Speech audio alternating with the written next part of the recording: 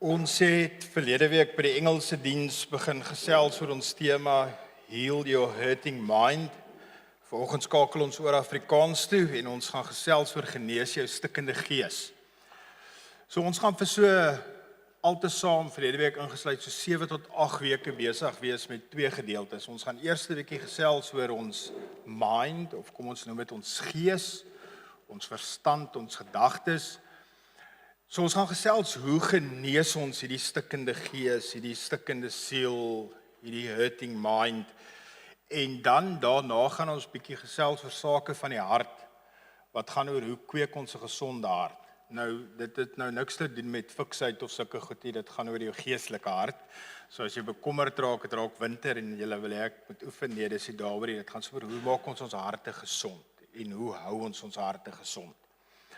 Want as ons moet eerlik wees, ons leef in 'n baie stikkende wêreld. As jy moet kyk na jou vriende, as jy dalk in jou eie lewe kyk by jou werk, dan sal jy agterkom daar is baie mense wat regtig seer gekry het. Of wat regtig op 'n plek is waar hulle tans seer kry. Dis daai tipe seer wat jou tref en jou laat voel, jy gaan nie deur dit kom nie. Ek dink baie van ons het al ergens dit in ons lewe beleef. Jy kry so seer, dat dit omtrent die enigste ding is waarin jy kan vaskyk en jy voel, maar Jesus, ek gaan nooit deurkom nie. As ons moet eerlik wees, dit is 'n plek waaroor die kerk baie goed is om te praat, van as jy seer het, as jy stikkend is, hoe kan jy met dit deel? Maar dan is daar 'n plek waar ons as kerk en ons partykeer nie die beste is nie, en dit is om oor die ander plek te praat. Dit is 'n plek waar baie mense dalk is, en tog praat ons nie daaroor nie. Dit is daai plek waar alles nie uitmekaar val nie. Jy het dit al beleef, partykeer is jy op 'n plek wat alles is net daar. Dit gaan nie sleg nie, maar dit gaan ook nie goed nie. Niks val uitmekaar nie, niks vuurwerke in die lug nie. Maar dis daai plek in die middel.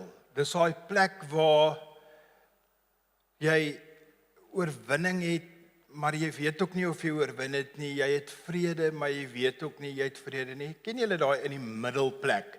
En baie keer as jy na die middelplek kom, dan is jy soos, is daar iets fout met my? Kom, is ek op 'n plek geestelik wat ek nie reg is nie, maar jy is net op 'n plek in die middel. Jy leef net, jy gaan werk toe, jy doen wat jy moet, jy daag op. Dit gebeur partykeer hier by die kerk ook. Gaan nie spectacular nie, gaan ook nie sleg nie. Jy kom Sondag kerk toe, dis lekker, jy gaan huis toe en die week gaan aan. Maar hier binne in jou, ek sê altyd diep daar binne waar 'n disprin oplos, weet jy iets is nie heeltemal reg nie. Jy sê op jou knieë van pyn nie, jy is ook nie vol vreugde nie, jy het nie 'n krisis in jou lewe nie, maar jy is ook nie op 'n plek van rus nie. 'n plek van rustigheid nie, 'n plek van rustig asemhaal nie. Is op daai plekkie wat ons noem in die middel. Nou ek hoop nie as ek die woordjie in die middel gebruik, dan dink jy aan 'n Afrikaanse liedjie in die middel nie. Weet nie of julle hom ken nie, dalk ken julle hom nie, maar as ek in die middel sê, dink ek daaraan. En ding is, wanneer jy in die middel is, begin jy anderste tipe vrae vra. Jy vra nie meer vrae soos, bestaan God nie? Bestaan U nie? Want die ding is, jy weet hy's daar. Jy was al op daai plekke gewees waar jy God ontdek het, waar jy gesien het soos Chris gesê het, jy begin verstaan wie God is, maar eintlik verstaan jy nie, want God is so groot om te verstaan. So jy vra nie die vraag, Here, bestaan U nie, maar jy begin vra soos, Here, hoekom voel ek so? Hoekom voel ek net so, Hoekom sukkel ek met dieselfde goed waarmee ek gesukkel het toe ek gekies het om U te volg? Hoekom bid ek nog steeds vir goed waarvoor ek al so lank bid? Enige van julle al so gevoel? Okay, hier's baie koppe wat klik. Ek wonder partykeer hoeveel van ons wat in die kerk is baie keer nie maar in die middel nie. En ek hoop vandag sal jy ontdek dat die middel is nie 'n dooie plek of 'n slegte plek nie. Partykeer het ons in die kerk 'n geneigtheid om die middel 'n woestyntydperk te noem. Maar terwyl ek hierdie week oor hierdie tema gedink het, het ek gewonder of ons nie dalk 'n ander woord moet kry vir die woestyntydperkie. Want woestyntydperk laat ons dink dis dood, daar's nie lewe nie. Maar hierdie middel is partykeer 'n baie belangrike plek. So weer eens, as ons eerlik moet wees, as ons mooi daaroor bedink, is die kerk goed om met mense te praat oor twee plekke. Ons is goed met om hulle te praat oor as hulle regtig op die bad plekke is. En ons is goed daarmee met mense te praat as hulle op goeie plekke is. Ons sukkel met die in-between. Ons sukkel met die middel. Hoekom is dit so? Want as ons na die woord kyk, is daar goed wat ons heel dikwels gebruik. As ons net aan so 'n paar teksies gou saam kyk, of tekste kyk, wil ek nie teksies noem nie, want dit is belangrike verse. Psalm 34 vers 19 sê, die Here is na aan hulle wat gebroke harte het, wie se gees verpletter is, verlos hy. Ergens in jou lewe was jy dalk verpletter en jy het hierdie teksvers beleef en dit was goed vir jou. Ons is goed om na daai verse te kyk waar ons sien, as ons onder is die Here daar. Ons lees ook in Jakobus 4 vers 8, nader tot God en hy sal tot jou nader. En dan in 1 Petrus 5 vers 7, werp al julle bekommernisse op hom, want hy sorg vir julle. Drie goeie verse vir as jy op daai plek is van, jy is bietjie stikkend. Jy is op 'n plek wat sleg is. En dan is die kerk ook goed om te praat oor oorwinning, daai wanneer dit goed gaan, wanneer die vuurwerke afgaan in jou lewe van feestelikheid. Ek sien dit baie keer op rugbyspelers die volgende vers geskryf, en dan wonder ek partykeer as hulle die wedstryd verloor, hoe dink hulle oor die vers, maar dis Filippense 4 vers 13 wat sê, ek is tot alles in staat deur Christus wat my krag gee. 'n Kragtige vers waar ons baie aan vashou. Vers wat goed is, maar wat ons op 'n plek kan sit wat ons besef, daai vers se caveat is, jy is tot alles in staat deur Christus wat jou krag gee, as dit sy koninkryk dien. En as dit is wat hy vir jou wil. So dis nie 'n magic genie vers nie. Dan Jesaja waarvoor ek so lief is, geen wapen wat gesmee word om jou aan te val sal iets uitrig nie. Baie keer gaan ons so moeilike goed in die lewe in, en ons stap aan en ons kom maar deur en dan ons is die wapen wat God ons gegee het, die vyande weghou. Maar hierdie middelplekkie. Wat sê die Bybel vir ons oor die middel? Wat leer ons van God oor die middel? Daai tussenin plek. Dis 'n plek waaroor ons baie praat en tog leef baie mense van ons. Maar ek wonder as ons vanoggend Hannes sou opsteek om te vra wie van julle staan in die middel, hoeveel sou, maar ek gaan nie dit vra nie, jy weet. So die vraag is, waar is God wanneer jy in die middel is? Die antwoord is eenvoudig. Maar die antwoord is diep. Bietjie weird om te sê dis eenvoudig maar diep, want ons dink baie keer diep is moeilik. Maar die antwoord is eenvoudig in die sin van hy is daar. Hy's by jou, hy's teenwoordig, hy werk. Selfs wanneer dit voel of jy nie vorentoe beweeg nie, is God nie stil nie. God is nie afwesig nie. En daar is 'n ongelooflike mooi storie in Markus 8 wat ons nou gaan kyk vanoggend om vir ons bietjie te help oor hierdie middel. So kom ons lees saam Markus 8 vanaf vers 22. Ons lees. Hulle het in Betsaida aangekom en toe bring die mense 'n blinde man na Jesus toe en vra hom om hom aan te raak. Hy het die blinde man aan die hand gevat en hom uit die dorp uitgelei. Toe het hy op sy oë gespoeg, sy hande daarop gesit en vir hom gevra, sien jy al iets?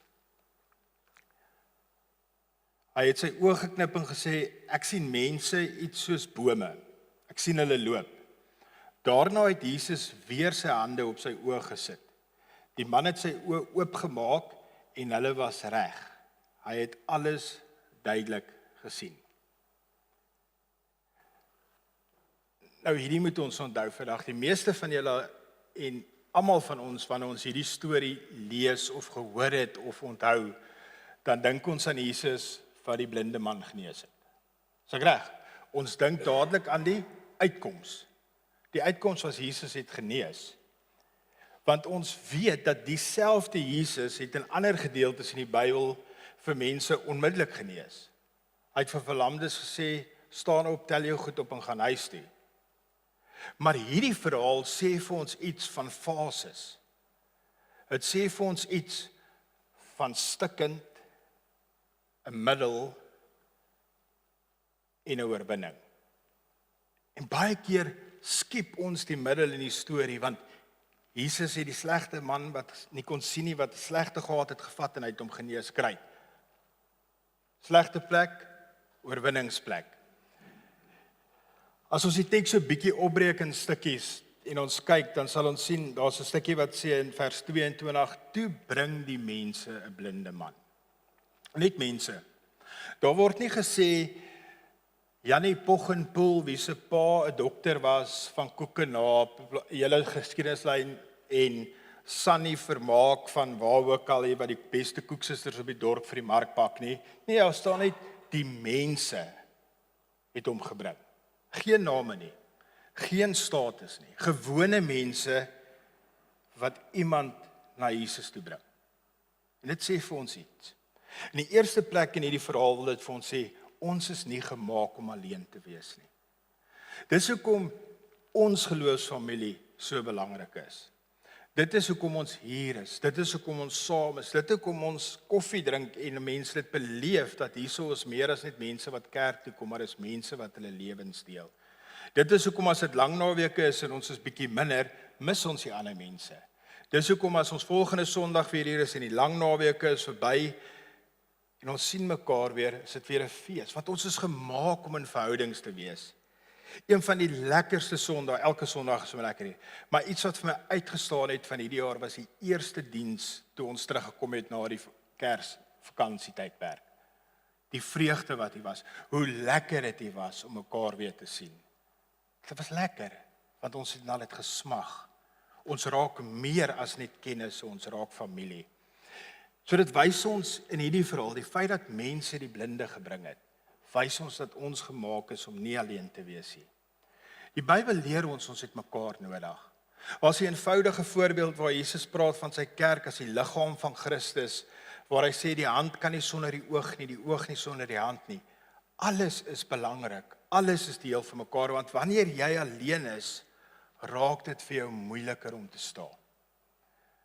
Wanneer jy alleen is, raak dit vir jou moeiliker om in die middel te bly. Want as jy alleen is, val jy partykeer terug na die slegte plek toe. As jy nie alleen is, raak dit ook vir jou makliker om aan te beweeg na die tyd waar die oorwinning is. Maar nog steeds is die plek in die middel belangrik waar ons mekaar nodig het. Want genesing begin by 'n verhouding. Wie van julle is al jare lank by dieselfde dokter? Okay, is so baie van julle, en julle ander gaan seker nooit dokter nie. Ek probeer nogal altyd by dokter Roan Venter uitkom. Ek ken hom, en ek wil altyd by hom wees. As ek by 'n louke moet wees, dan sê soos al aptekers, nee? As jy apteek toe gaan, daar's 'n sekere apteker wat jy hoop is daar, want jy het 'n koneksie met die persoon. Op 'n manier is daar 'n verhouding. Op 'n manier wil jy altyd by daai persoon wees, want genesing begin by 'n verhouding. As ek by Roan instap, dan gaan die gesprek, waarmee help ek vandag? Dan sy volgende vraag, hoe gaan dit by Granendal? Want hy ken my storie. Daar's 'n verhouding. Hoekom is dit belangrik dat genesing in 'n verhouding begin? Hoekom is dit belangrik dat die mense die man se hand gevat het en hom gelei het na 'n plek van genesing? Want genesing is nie dikwels net in 'n oomblikkie. Genesing is baie keer 'n reis saam met mense en saam met Jesus. Dit sal wonderlik wees as daar 'n pil is wat jy die oggend opstaan en jy het griep. Nou hoop ek jy daar is so iets en ek weet dalk jy daarvan nie, daar is jy, maar dit is bevestig. Wat jy die pil kry en jy is dadelik gesond nie. Jou liggaam moet deur sekere goed vat. Jy's hondsiek, almal ken daai gevoel, jy wil niks doen nie. Dan begin jy op daai plek kom wat jy siek is, maar jy's nie siek genoeg om nie werk toe te gaan nie. Of skool toe te gaan nie. Nou daai gevoel is gewoonlik by die tieners baie langer wat hulle baie siek lyk, maar nie siek is om by die as jy verstaan. Sorry, ek gee hulle geheime weg, maar dan kom jy by 'n plek waar jy genesing kry. Hierdie vat en vra vir 'n eerlike proses van ons. Jesus in hierdie storie vra 'n man wat blind is om eerlik te wees. Nou, Markus 8 vers 23 vra Jesus vir hom, sien jy al iets? Dis weet nie. Want Jesus is God en God weet alles. So hy sou geweet het, hierdie ou sien nog nie alles nie. Maar Jesus vra vir hom, sien jy al iets? En dan antwoord die man hom, en dit is vir my so mooi. Ek sien mense, iets soos bome, ek sien hulle loop. Met ander woorde, nie alles nie. Weet julle wat is die moeilikste toets in die lewe vir my? Die moeilikste toets in die lewe vir my, nou praat ek nie van 'n geestelike toetsie. Moeilike toets in die lewe wat ek elke 2 jaar doen is om oogarts toe te gaan. Wanneer hulle sê A of B. A of B, ken julle daai? As jy soos A en B, A. Jy moet eerlik wees. As jy nie seker is, sê hulle kyk weer. Dieselfde gebeur hier. So Jesus vra vir jou, sien jy al iets? En ek wonder, ek lees dit in die teks en ek sê nie dis eksegeties uitgelê nie, maar ek wonder amper of Jesus dalk die persoon se hart wou toets. Vra, gaan nie eerlik wees met my. Want deur eerlik te wees beteken jy vertrou my. So hy's eerlik. Hy sê ek alles is nog nie heeltemal reg nie, maar hy sê ook nie niks het gebeur nie. Blind, ek sien mense, ek sien iets, so hy sê iets het gebeur. En dit is waar baie mense van ons is. Ons is nog nie heeltemal reg nie, maar ons is ook nie meer heeltemal siek nie, of het heeltemal seer nie, want genesing is 'n proses. Baie keer moet jy op die plek in die middel wees, waar herstel verder kan kom, waar genesing regtig plaasvind. Baie keer sê die dokter vir mense, as hulle 'n operasie gehad het, of siek is, dan sê hulle vir hulle, jy moet vir soveel weke of soveel dae rustig wees. Praat nou nie met pa nie, né? Maar luister maar. Jy kan nie uit die hospitaal kom, dadelik gaan werk en dink jy gaan okay wees, jy gaan weer seer kry. Hoekom sê hulle vir jou gewoonlik 4 weke, maar op 2 weke voel jy al beter? Want jy is nog nie heeltemal reg nie, jy kan nie binne jou sien nie. Daar's hierdie proses en jy moet hierdie proses vertrou. En hier's 'n waarheid wat ek graag wil hê ons vandag moet hoor en wat ons moet probeer onthou. Want hierdie is soos die middelpunt, die nukleus waar mense baie keer wegstap van hulle geloof of van die proses van genesing wanneer hulle in die middel kom. En dit is belangrik om te besef dat gedeeltelike genesing is nie mislukte genesing nie. Dit is deel van die genesingsproses. As jy dalk nog nie is waar jy wil wees nie, beteken dit nie God se werk het misluk nie. Dit beteken net die proses is nog aan die gang en jy is dalk nou in die middel. Die Bybel leer ons in Romeine 12 vers 2 in 'n pragtige vers, laat God julle verander deur julle denke te vernuwe. Mag dit ons help dat ons begin besef dat as ek nog nie is waar ek wil wees, beteken dit nie die werk was 'n flop gewees nie. Maar mag dit beteken dat jy op 'n plek is waar die proses nog aan die gang is. Goed gebeur nie altyd onmiddellik nie. Van ons is ouens wat as jy dit die eerste keer doen, moet dit reg wees. Anders is dit 'n mislukking. Van ons is soos ek gaan probeer tot ek dit reg kry en as ek dit die dag reg kry, great. Goed in ons lewe wat jy dalk dink as jy begin om Jesus te volg of nog steeds mee sukkel dalk. Al doen jy al lank die Jesus volg ding is, jy wil vergewe, maar jy het nog nie heeltemal vergewe nie. As altyd 'n ding wat mense sê van, as 'n mens moet vergewe omdat jy voel jy wil vergewe, gaan jy nooit vergewe nie. Daar's 'n rede hoekom Jesus gesê het, vergewe jou vyande, vergewe hulle wat jou vervolg. Nie vergewe hulle wanneer jy voel of hulle het klaar reggemaak nie. Hy sê maak 'n besluit en vergewe, want al voel jy nog nie heeltemal so nie. So jy's dalk op 'n plek in jou lewe in die middel waar jy is, jy het vergewe, maar jy kyk nog daai persoon by die werk 'n bietjie uit die hoek van jou oog uit. So jy voel maar hoekom kan ek jy aanbeweeg? Want die proses is nog nie klaar nie. Dalk begin jy leuns in jou lewe makliker herken, waar jy vir jouself voor goed jok, waar jy dalk maklik jou uit situasies uit jok. Begin jy agterkom, Ek moenie dit meer doen nie, maar as jy jou weer kry, dan het jy weer ietsie ingeglip. Dit beteken nie jy het misluk nie. Dit beteken nie die proses is nog aan die gang. En dalk is jy op 'n plek wat jy weet hoe om jou bekommernisse na God toe te bring. Maar jy bly nog steeds bekommerd. Dis 'n moeilike ene. Want ons het baie bekommernisse in die lewe. En maak nie saak hoe goed ons God vertrou nie. Baie kere is op jou plek van ek gee dit vir die Here en dan sê Jesus. En dan 'n rukkie later draai jy om en dan sê Jesus. Beteken nie jy het misluk nie. Dit beteken net die proses, jou pad wat jy stap saam met God om in vertroue te groei, is besig om te groei. Daai middel is die plek waar die belangrike deel is om van die slegte na die goeie te kan gaan. Die Bybel sê in 2 Korintiërs 10 vers 5, ons neem elke gedagte gevange om dit aan Christus gehoorsaam te maak. Dit is groei. 'n Manier hoe jy jou stikkende gees, jou hurting mind heal is om jou gedagtes te begin gevange vang en dit na God toe te vat. En maak dit aan God gehoorsaam. As dit is dat jy sukkel om op te hou jok en leuns te vertel, elke keer wat jy dit doen, erken dit, vat dit vas en sê Here, ek moet verby dit kom, ek wil verby dit kom, help my, lei my. Wat interessant is in hierdie verhaal van hierdie blinde man, het Jesus een keer genesingsgedeel gedoen en dan is daar nog een keer. En daar in vers 25 lees ons daarna dat Jesus weer sy hande op sy oë gesit. Nou as jy moet eerlik wees vandag hierdie verhaal, ek vermoed meeste van ons ken die begin en die einde van die storie. Maar wie van julle en wie van ons, want toe ek met die teks gewerk het die week het ek sê, "Jesus, hoekom het ek dit nooit regtig opgelet nie?" Want die teks sien ons dat hy weer sy hande op sy oë gesit. Nog een keer. Nie omdat Jesus gefaal het nie. As ek 'n idee toe ek Jesus verstaan en ken, kan hy dit in een keer doen. Maar Jesus moes 'n middelpunt vir die persoon skep. En Jesus het dit nog een keer gedoen. Jesus het nie gefaal nie.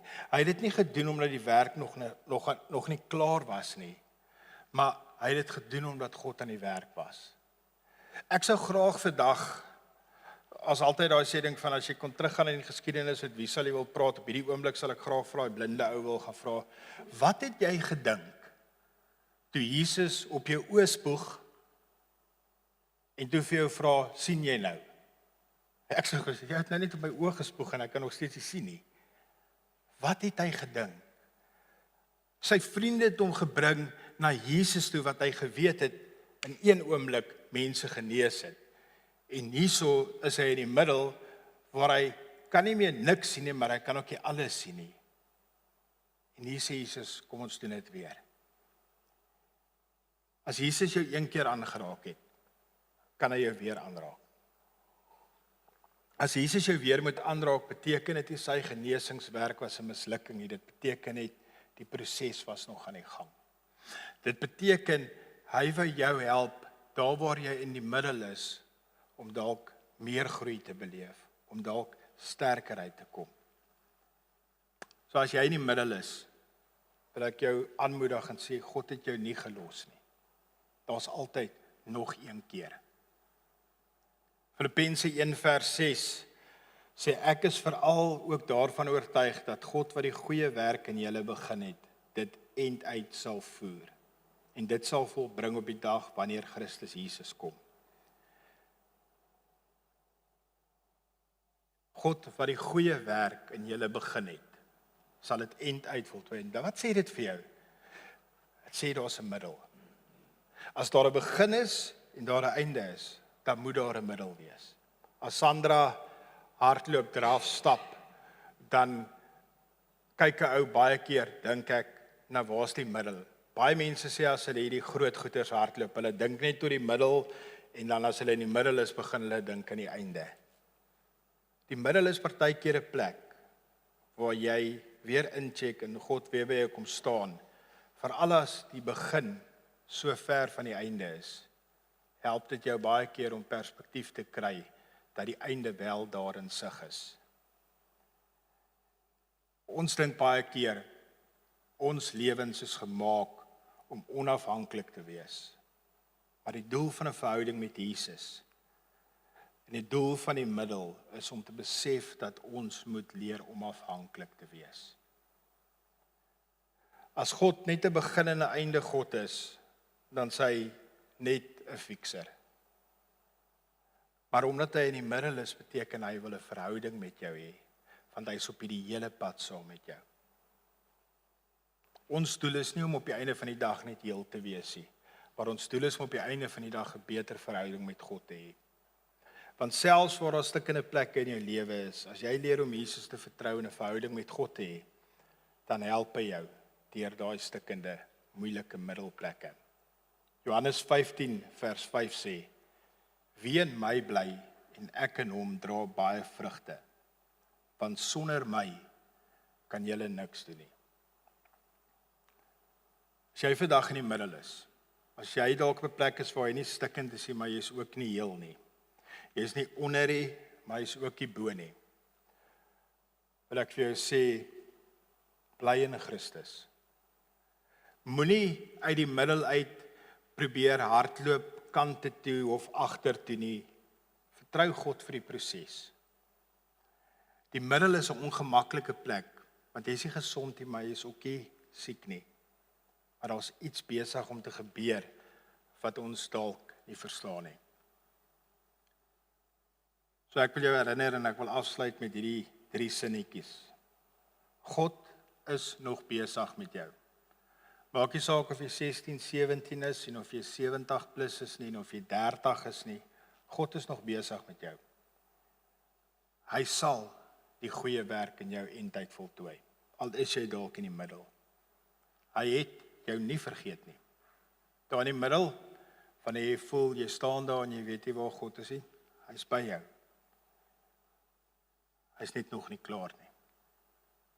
'n Meesterstuk vat partykeer begin oor begin. Verander hier skaaf 'n bietjie. Genesing van die gees gebeur baie keer in die middel. So moenie die middel onderskat nie. Moet ook nie deur die middel jaag nie. Wees geduldig. Vertrou op God. Wees eerlik. Sien jy al iets? Ja, ek sien iets. Ek sien mense bome. Gebruik die blinde man se voorbeeld. Want in jou eerlikheid skep jy ruimte vir God om die pad met jou te stap. God werk nog in die middel. Kom ons bid saam. Here Jesus, ons wil vanoggend eers vir dankie sê, Here, dat U in elkeen van ons werk en dat U by elkeen van ons is, Here. Here, my gebed vanoggend is dat U deur U Gees vir ons elkeen helderheid, geduld, kalmte sal gee wanneer ons partykeer in die middel is en ons onseker is van verandering of genesing wat in ons lewens plaasvind, Here. Here, help ons om te onthou dat al is U die begin en die einde, en dat U ook 'n God is wat in die middel kan beweeg. Here, help vir elkeen wat dalk vanoggend is op 'n plek waar hulle stikkend is, en Here, vat hulle hand en stap met hulle, Here. Here, ons loof U vir mense wat dalk vandag op 'n plek is waar hulle deur hier stikkend in die middel is en dalk op 'n plek is van heelheid en gesonde gees het, Here. Ons dank U daarvoor, Here, en ons vra U hulp en leiding vir die wat in die begin is, Here. Mag ons so leef en mag ons U werking in ons lewens so onthou dat ons nie net sal vier die eindes nie, maar ook sal vier waar U in die middel saam met ons was. Mag die Here by jou wees. Mag sy Gees jou lei. Mag die middel vir jou 'n plek wees van intense, intieme verhouding met God, waar jy weet jy is nie alleen nie, maar waar jy weet God werk in jou om die goeie werk wat in jou begin is te volbring. En ons almal sê saam, Amen.